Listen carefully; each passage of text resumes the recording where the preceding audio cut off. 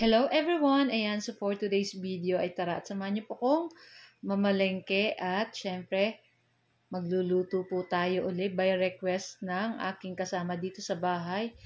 Gusto pa nila nung kinunot na pating. So ayan na nga po, nandito kami sa market at syempre bumili na rin tayo dyan ng mga gulay na gagamitin and syempre itong mga kakanin kasi hindi pa kami nag-breakfast. Kaya bumili na ako dyan guys ng kutsinta at saka nitong puto. So, ang lulutuin natin, syempre, walang iba kundi yung ating kinunot na pating.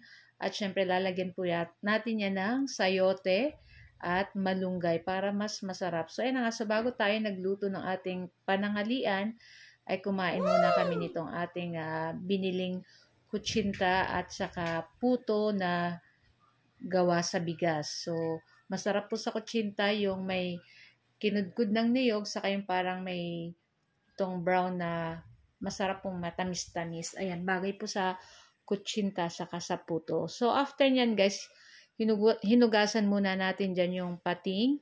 Ayan, tapos papakuluan po natin iyan para madali po magtanggal nung skin niya. Kasi may skin po yan na dapat tinatanggal. So, kailangan pakuluan ng bahagya lang guys. So, nilagyan ko lang yun ng luya na pinitpit saka konting asin para hindi po masyadong malangsa pag niluto natin yung ating pating.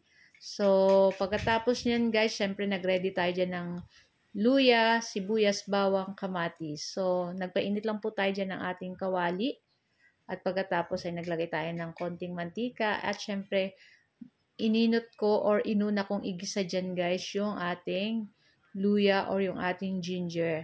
At pag nangamoy na yung ating ginger, pwede na rin po nating isunod dyan yung ating bawang at yung ating sibuyas. At pagkatapos, syempre, halu-haluin lang po natin iyan.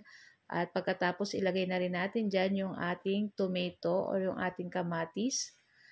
Nakakapadagdag pa po ito ng sarap dito sa ating lulutuing kinunot. Pero pwede nyo naman pong hindi lagyan kung ayaw nyo. Para sa akin po, mas masarap pag may kamatis. At pagkatapos ay ayan na nga. At nilagay na natin dyan yung ating pating na kinunot or pig slice lang. Kaya lang nadurog siya guys. Kasi yung nabili kong pating is parting sa may bilbil ng pating or sa may, ang tawag ba niyan sa Tagalog?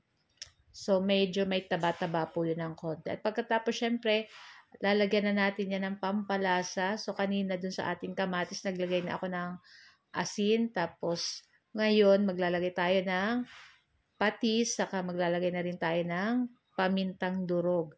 At pagkatapos, halu-haluin lang po natin iyan. Nako, sana abot dyan sa inyo ang bango nitong ating niluluto. At napaka-sarap po nito. Ayan.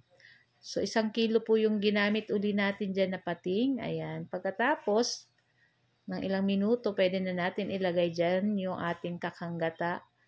Ayan. So, nabili ko yan guys is piga na siya guys sa market. So, hindi na natin kailangan pang magpiga-piga. So, ayan na nga at halu-haluin lang po natin iyan. Tas kung kulang pa sa asin, pwede niyo pong dagdagan pa ng asin or kung ano man po yung mga pwede niyo pang pampalasa. So, ako guys, nagdagdag pala ako dyan ng 1 teaspoon sugar para pambalance dito sa lasa nitong ating nilulutong kinunot na pating. At pagkatapos, ay nilagay ko na rin dyan guys yung ating sayote na cubes ko lang ng ganyan ang slice. Ayan. So, mas okay pong gumamit din ng papaya kasi minsan po ang sayote is nagtutubig talaga siya guys. So, siguro papaya na lang po yung sa sunod na gagamitin natin. Pero masarap naman po yung sayote sa mga ganyan na luto din.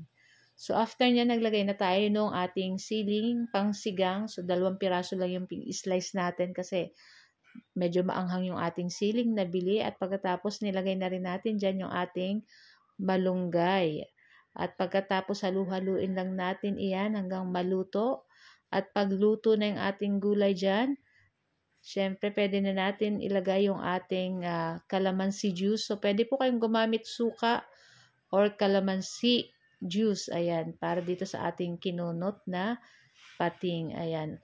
So, ayan na po at patayin na natin yung apoy at ready na rin po itong ating kinunot na pating. At ayan na, dinagdagan ko pa ng 2 sili at pagkatapos ay ayan na at sinandok na natin sa ating mangkok. So guys, ito lang po ang aming video today at sana po nag-enjoy kayo. Thank you for watching and see our next video. Ciao!